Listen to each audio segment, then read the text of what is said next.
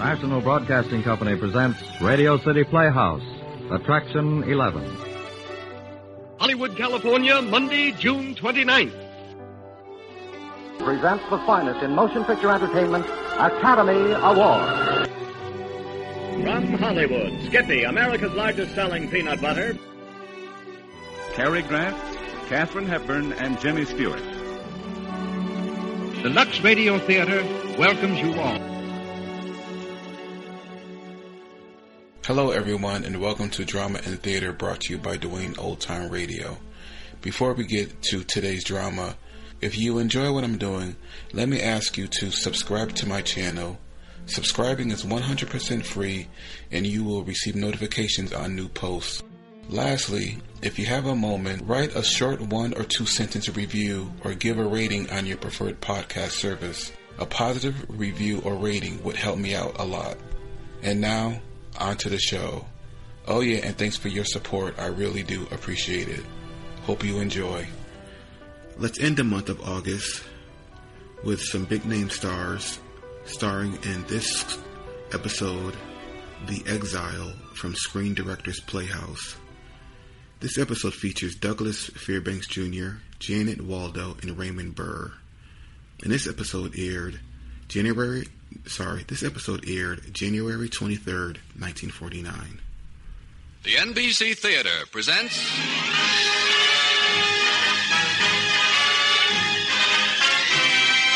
Screen Directors Guild Assignment, Production, The Exile, Director, Max Ophuls, Star, Douglas Fairbanks Jr.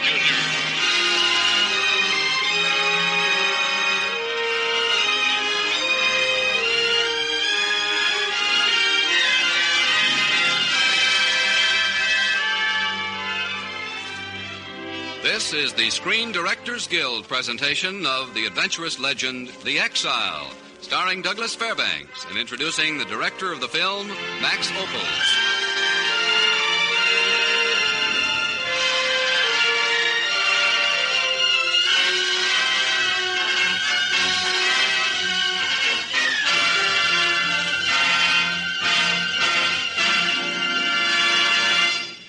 The statement that art acknowledges no national boundaries is particularly true of the motion picture medium.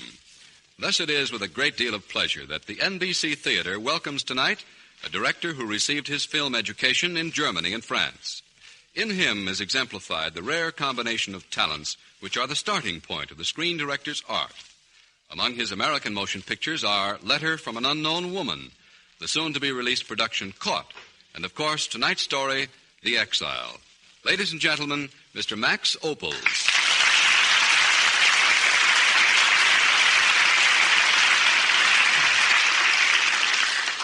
Thank you. Thank you. I'm very pleased and flattered that tonight the Screen Directors Guild presents The Exile, with Douglas Fairbanks Jr. in the screen role of Charles II and Janet Waldo as Kay. For many years I have had an idea about how history should be presented in the dramatic form, and The Exile is that idea come to life. For me, over centuries, parts of history take on the flavor of an old ballad, singing the deeds of brave men who lived in a kind of fairyland. But if such a quality is to be placed upon the screen, it requires a special sort of actor. He must possess a certain flair, a certain something I can call only Fairbanksism. Fairbanksism is a very vital substance in movie making, kind of glorious energy which escapes from most of us when we lose the dreams of childhood. Well, fortunately for this idea, Douglas Fairbanks came to me one day and he said, Max, I want you to direct a picture for me. Listen, I'll tell you the story.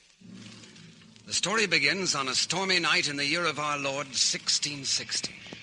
It's night, a storm with thunder and lightning, a slashing downpour of rain, and a horseman. A horseman fleeing across Holland in the middle of the 17th century. The fate not only of a nation is riding tonight, but of a way of life. A horseman riding the whole fugitive night. And the name of that horseman, Charles II, exiled King of England.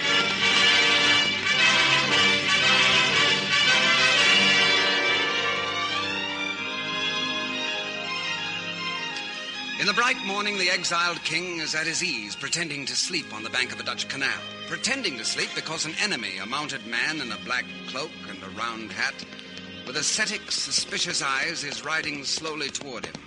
Stops without dismounting. You, peasant. Huh? Good morning. Greetings in God's grace. Greetings. And have you seen aught of a man about 2 yards high with black hair and impudent manner? Excuse me, but I am a stranger here, far from home, and enjoying the hospitality of these Netherlands. English? Indeed. Far from home? For what reason? My health. God heal you, sir. And have you seen aught of the fugitive English King Charles Stuart, banished from England and hiding here? What? That scoundrel among men, that lazy, self-indulgent wastrel of... Imagine England in the hands of a man like that, eh? Not if Cromwell's men discover him. You have not seen him? Is he about? We found his horse wandering exhausted in the wood. Knave, tyrant, tormentor of dumb beasts. Speed you on your search, sir. And may you and Charles II come face to face, one day not far off. We shall. Farewell. Farewell. Health and long life, countrymen. My thanks, countrymen. My thanks. I must be on the move. But where? You there on the bank. Oh. Ahoy, canal boat. Can you help me? I can't keep this barge in midstream. Well, keep it headed straight. I'll jump aboard from the bridge. Well, hurry. Plenty of time now, lass. Plenty of time. Now, steady as you go. Steady. I'm trying. All right. Now. Quick, hand me the pole. Here. Good. Hold it against your shoulder. I see. And push. I have it now. Oh, that's so much better. Jan would have been furious if I had grounded his barge. Jan? Who's Jan? He owns the boat. He lets me use it if I haul his cargo. Is he your master? My cousin. Healthy? Very. Muscular? A huge man. And he lets you do his heavy work, does he? He owns the farm next to mine, and he owns the debts on my farm and my inn. 3,000 guilders I owe Jan. You have a farm and an inn, eh? Ever since my father died. Tell me, this farm and inn of yours, is it close? Not yet. I must anchor another night. Good. Why? I find leisurely travel sometimes very soothing. And you need help with this barge in swollen waters, don't you? Yes. Good. Well, I come from a seafaring nation. Consider me your crew.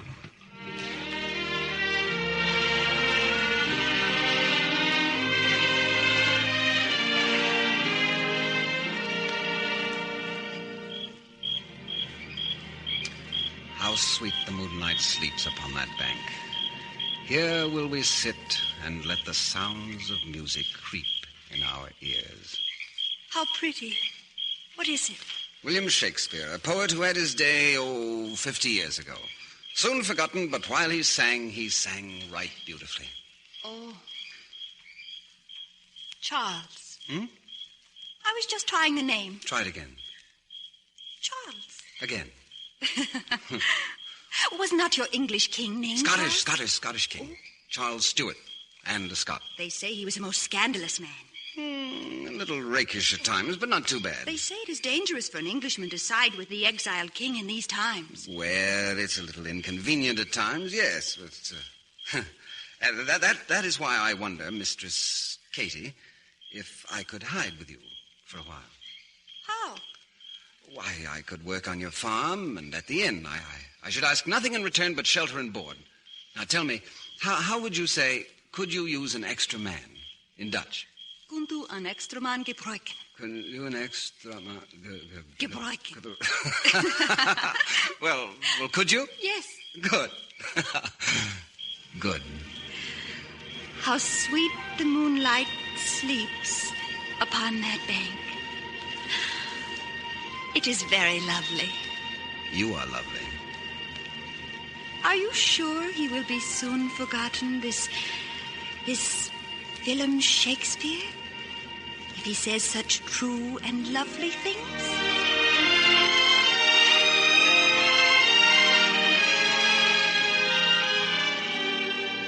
For weeks, the Exile King works at Katie's farm and inn, willingly, even gladly, performing the most menial labor. Only his Cavalier friends in The Hague have been told of his new hideout. And now, one day again, history rides the Dutch lowlands.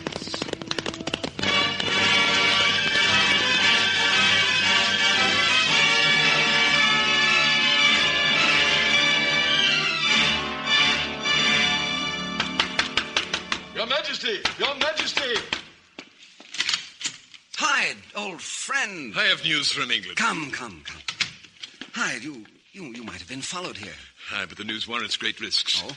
Your Majesty, General Monk has declared for us. General Monk? On our side? Even now, his army marches against the Roundheads. England is split into more factions than ever.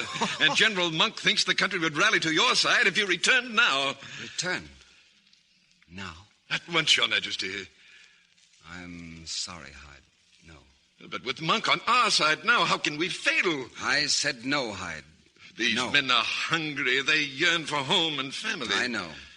10 long years in exile. I know that, too. Bitterly enough. Is this a time to show hesitation and fear and doubt? Fear? Who speaks of fear? Great heaven, man, for 2 years after Cromwell killed the king, my father, I fought and met defeat, wasting the blood of men who trusted in me. And all because our hopes were false. False!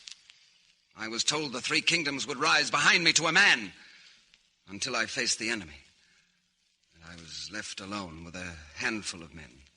Brave men, but beaten beforehand and doomed in advance by false hopes. False hopes, false starts, false promises. And always the blood of free men uselessly forfeit. Now, I'll go home, Hyde, when I am freely called by all my countrymen. And not before. The men are ready now. They call you leader, king. King. What good's a king who's only king to some? So be it, sire. There is other news, not quite so favorable. Colonel Ingram is in Holland. Ingram? Here? That is evil news. If there is one man in Christendom I fear above another, that man is the executioner Ingram. Oh. Describe the man to me so I'll know him if we meet. Think of the face and habit of death, and that is Ingram. His skin is parched and yellow like a dead man's. His lips are a straight white gash across his face, and his eyes burn with a light like grave worms in their bony sockets. A consecrated man. A fanatic, fearing nothing. Naturally, what has death himself to fear? Charles, if you will not return to England, then flee. Flee Ingram? I think not, Hyde. No, otherwise the cause is lost, Your Majesty. Flee where? Holland is overrun with Cromwell's spies and swordsmen. Besides... Charles, where are you?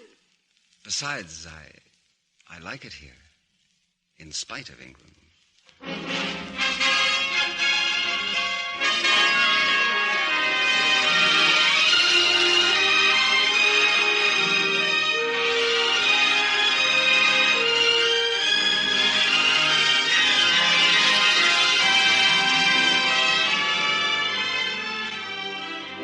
You are listening to the Screen Directors Guild production of The Exile, starring Douglas Fairbanks, and introducing the director of the film, Max Ophuls.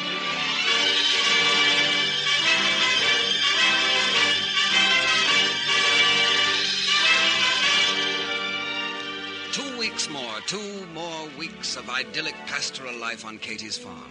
Then one afternoon, Charles is fishing in the canal, for if a cat may look at a king, then a king may look for a catfish. Unheard by him, a figure dressed in tarnished, regal clothing moves up behind him, leading a moth-eaten horse. Are you a Hollander? Huh? A Dutchman? Huh? Oh, good day, sir, good day.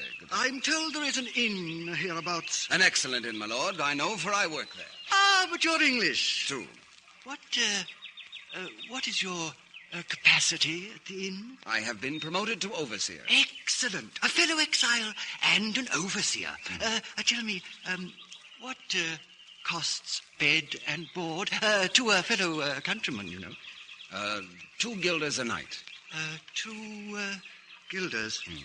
Suppose I tell you in all confidence, and that when I have spent the night at your inn, you may charge the next guest 20 guilders without protest, for you may tell him honestly, a king slept in this inn. Eh? King? Which king? Look at me. And though these English garments be the worse for hardship, and though my lineaments be weathered and war-beaten, say, if you can, that you do not recognize your king, Englishman. Not Charles Stuart. And the wandering, exiled Stuart. Yes. Oh, sire. Arise and lead me to your inn. You and your employer shall be rewarded handsomely someday.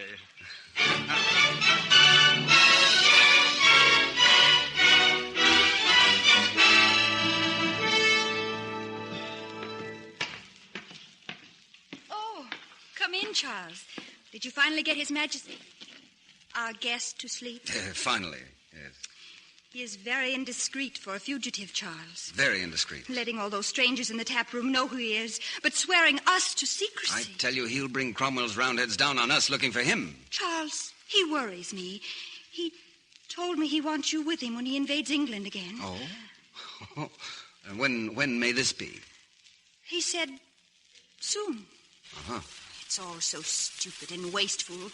There are far better things to do than quarrel over politics and kingdoms and all that rubbish. We disagree there, Katie. England is a nation of some 7 million people who depend on their leaders. We owe them some sort of debt of... Debt nonsense. You men will always find some excuse to start fighting and to be very proper about it. Debt indeed. Now, I have a debt, a real one that you can count and that means something to plain people. 3,000 guilders. I know.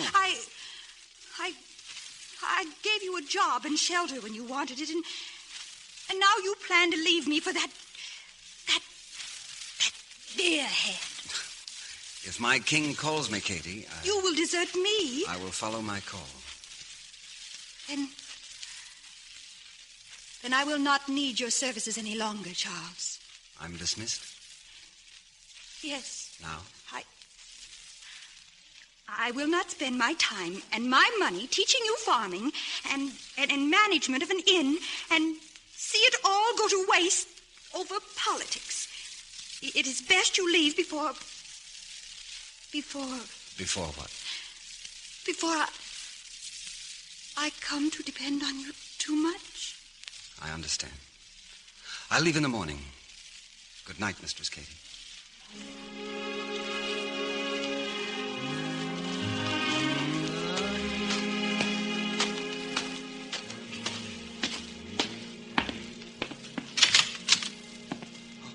Come in, please. Ingram. The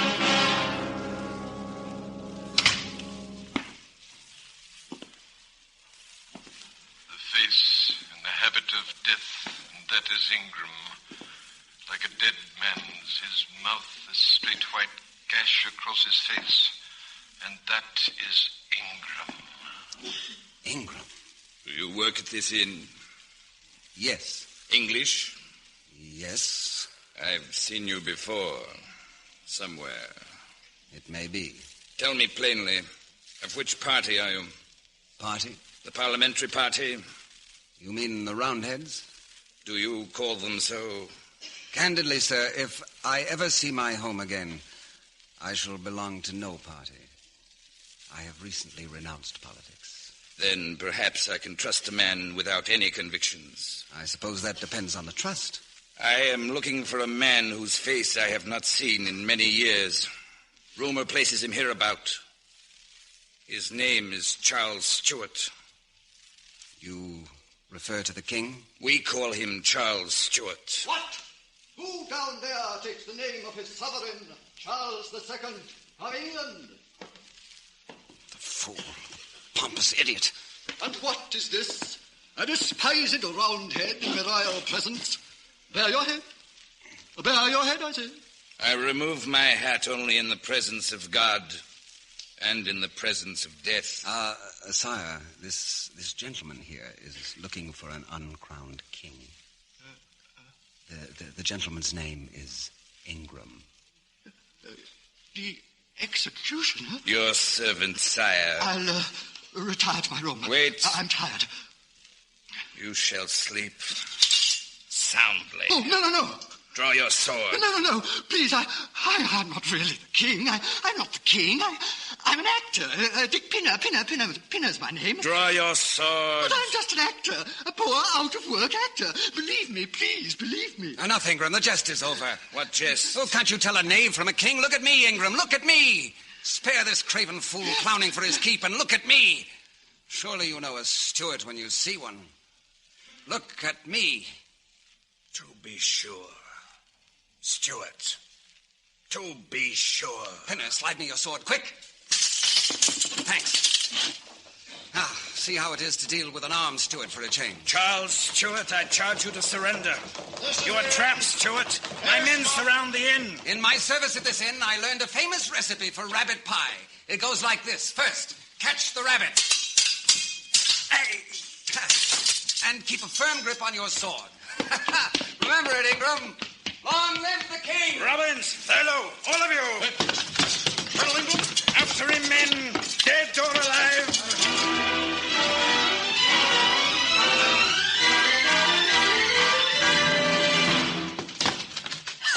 Oh! Wait here, Robbins. Who are you? What is the meaning of this? You are the mistress of this inn. What if I am? Where is he? Who? The Englishman who works here. If you mean Charles, my retainer. Where is he? What right have you to invade a Dutch house and hound a hard-working man to death because he is loyal to his king? Don't play the fool with me. He is the king. Charles? The king? It's plain you're innocent in that matter. But mind you, don't shield the man if you would remain innocent in the matter. What now, Colonel Ingram? It's plain from her manner that Stuart's more than handyman to her. Watch her. She'll lead us to him.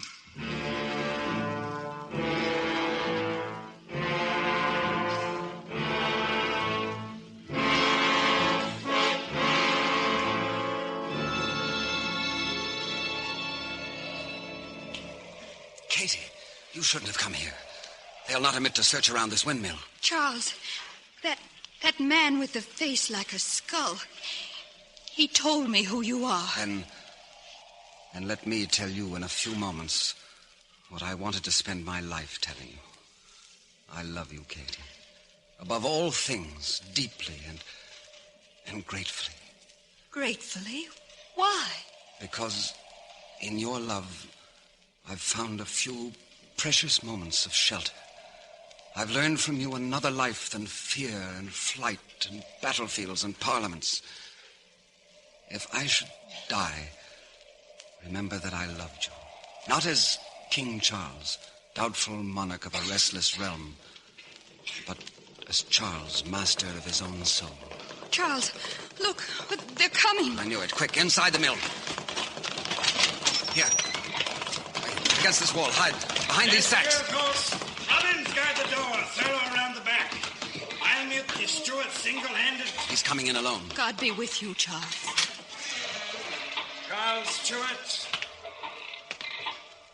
Stuart, how will you die? I give you this chance to face me alone, for I would relish killing you with my own blade. Stuart! I am here. Defend yourself, killer. Rejoice, O England. Thy deliverance is at hand. Oh, well spoken, sir. You write your own epitaph. Now, we'll finish this alone. You and I. You'll die for that vanity. I'll live for my beliefs. And I for mine. Back, Inquisitor. What? You give ground to a Stuart? Back, I say, back! Rusty. Rust, Ingram, is the color of old blood. Your crimes are upon you, killer. Back! Up the stairs! Blasphemer! Back! Heretic! Back, I say, up! Ungodly Stuart! Why? Because I think God made men free? Die! Another time, Ingram. Not just now. Die! You must die if England is to live. Rot. England will live no matter what happens to either of us. On guard. Killer!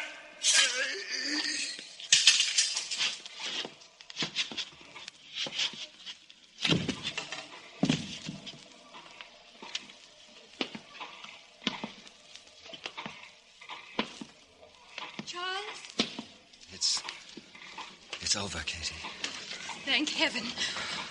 Charles, listen. Outside. There's trouble. And surely Roundheads do not make trouble for other Roundheads. Your Majesty! Your Majesty! Hide. How? What? Are you all right?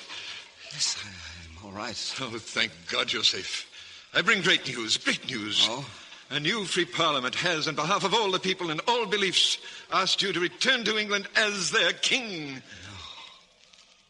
They accept my terms. Religious freedom for all and all the rest. Everything. Oh. Will you leave me alone with Katie for a moment? Your Majesty. Katie. I know, Charles. What shall I do? What your heart tells you, Your Majesty. Charles, no, Charles. Your Majesty. You are my Charles, but you're their king. And they are so many, and I am one. But if that one is all... Your people are hurt. There are many wounds for you to tend. But what will happen to you? I will have many things to do. I'm going to plant more tulips in the west field bordering the road, and my inn will be famous now. And I shall pay my debts. Katie. And my memories will be my greatest fortune. And mine. And all these memories I'll put like rose leaves in a box. And I shall love you always, beyond measure, beyond proof, beyond battle and the folly of nations, beyond life, where we shall meet again. Charles, England is at the door.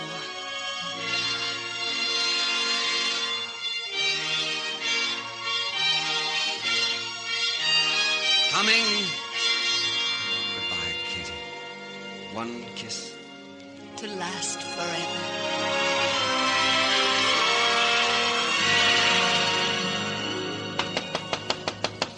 Coming. Coming.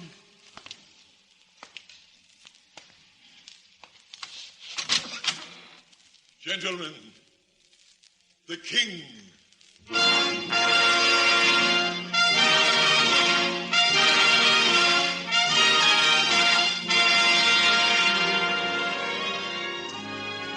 And I shall love you always, beyond measure, beyond proof, beyond battle and the folly of nations, beyond life, where we shall meet again.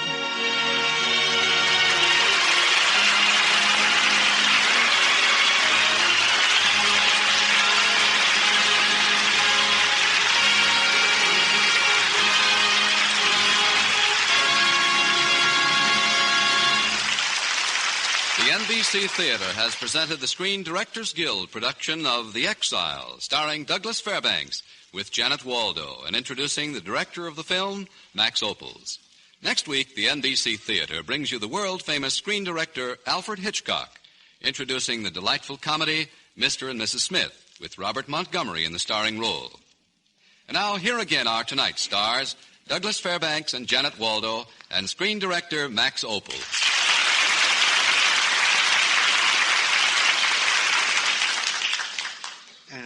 Doug, this has been the way you told me the story? Yes, and you said you'd direct the picture. It must have been quite an experience for two such talented artists as yourselves to work together. Yes, there's one of Mr. Fairbanks' accomplishments I shall never forget. His acting?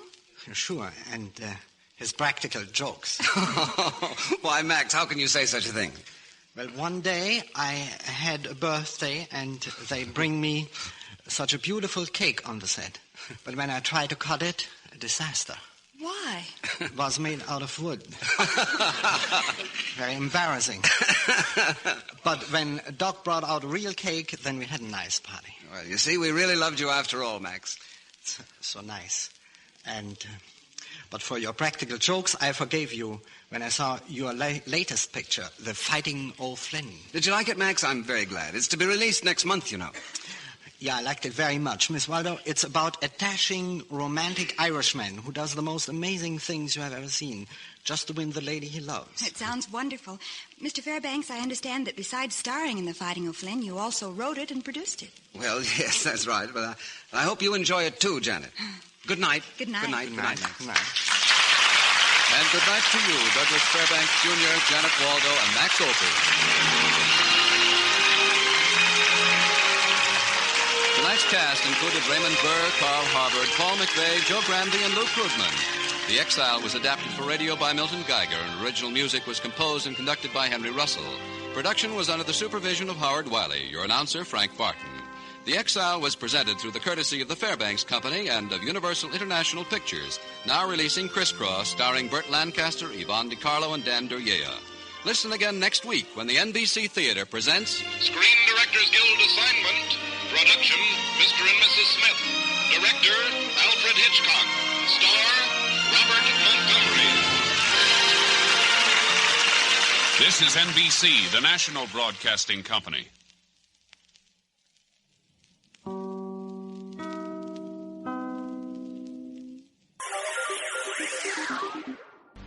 Thank you for listening, and I hope you enjoyed. As always, you can listen to my podcast on all podcast services. You can also go to my website, otr.duane.media, to listen to all of my podcasts. There's donation information, patron information, and more all on the website. The website is slowly improving. Thank you for your patience.